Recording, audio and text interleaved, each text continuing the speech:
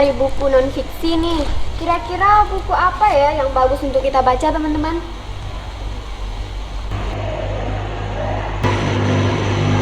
Nah, gimana kalau buku ini aja?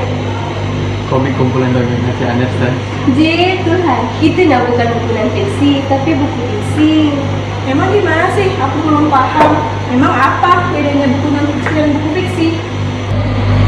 Nah, jadi gini Feby, buku fiksi itu merupakan buku yang berisi khayalan pengarangnya. Contohnya itu seperti novel, roman, legenda, dongeng, dan lain sebagainya. Nah, untuk buku yang Feby pegang ini merupakan buku fiksi, karena Feby dapat lihat sendiri dari sampulnya.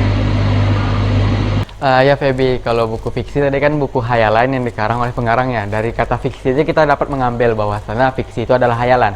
Sementara kalau buku non fiksi itu kan non sama fiksi, berarti tidak hayalan. Buku non fiksi itu berupa ilmu pengetahuan dan bersifat fakta atau faktual. Contohnya seperti biografi, autobiografi, terus buku pelajaran dan lain sebagainya. Oh, sekarang aku baru paham. Makasih ya teman-teman. Sama-sama Feby. Gimana kalau kita ambil buku kita? Ya Rizka, itu buku non fiksi, jadi itu aja kita jadikan bahan pembelajaran kita. Ya, yang mana bukunya?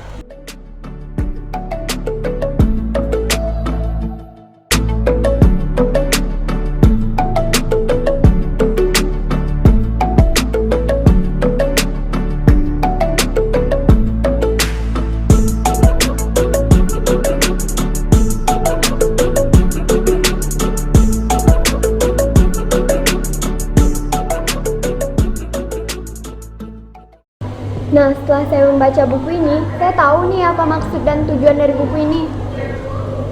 Memangnya gimana sih isi bukunya, El? Inilah, dari tadi saya baca buku ini tapi saya tak paham apa maksudnya. Nah, jadi gini teman-teman, buku ini berisi tentang kenali narkoba dan musuhi penyalahgunaannya. Dr. Subagio Partodiharjo akan memandu kita untuk mengetahui jenis-jenis dan pengertian dari narkoba tersebut. Buku ini juga berisi tentang paparan mengenai pengertian narkoba dan jenisnya, baik itu narkotika, psikotropika, dan bahan adiktif lainnya.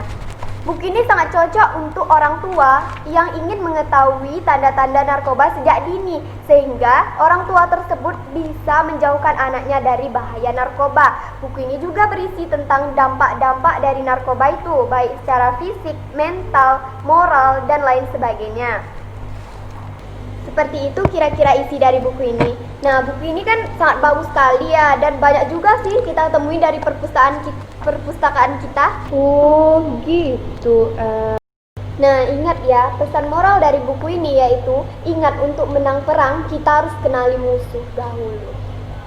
Oh ya, aku juga dapat memberikan informasi nih mengenai kelebihan buku ini. Nah ya, jadi apa kelebihan dari buku ini Feby? Setelah aku baca buku ini, banyak sekali kelebihan yang terdapat dalam buku ini, seperti bahasanya mudah dimengerti dan maknanya mudah dipahami, karena dia sudah berdasarkan penyuluhan yang dilakukan di lingkungan masyarakat. Dan di sini juga berisi informasi sesuai fakta yang terjadi di lingkungan masyarakat. Dan buku ini juga disertai oleh gambar dan ilustrasi, jadi akan menambah wawasan masyarakat. Kemudian buku ini ditujukan ke seluruh pihak, tetapi terutama untuk orang tua, agar orang tua dapat mengetahui bagaimana anaknya agar tidak terjerumus ke narkoba. Jadi teman-teman, kan kita sudah tahu nih apa isi dan kelebihan dari buku ini. Kira-kira dari kalian ada nggak yang bisa menyimpulkan apa sih kekurangan buku ini? Rizka tahu nih, sejauh yang Rizka baca, buku ini tidak memiliki kekurangan. Dari covernya saja kita sudah bisa lihat bukunya ini sangat menarik untuk dibaca. Dan ketika kita membaca, dari segi tulisan dan kebahasan buku ini mudah dipahami bagi kita yang si pelajar baru memulai untuk mengenalnya. Dan si penulis juga mencantumkan beberapa gambar dan warna-warna yang menarik sehingga kita tertarik untuk membaca buku ini. Nah, sekarang kan kita udah tahu apa kelebihan, kekurangan, dan isi buku ini. Sekarang ada yang bisa menyimpulkan nggak? Rafli nih kayaknya dari tadi nggak ada pendapat. Ya gini, jadi teman-teman, kesimpulannya yang dapat saya tarik dari kata-kata atau dari pendapat teman-teman masing-masing, dari kata Elva bilang bahwasannya buku ini berisikan tentang pengenalan narkoba. Terus dari dokter apa tadi? Subagio. Itu menjelaskan bahwa pengenalan narkoba, apa itu narkoba, jenis-jenis narkoba seperti narkotika, psikotropika, dan lain sebagainya.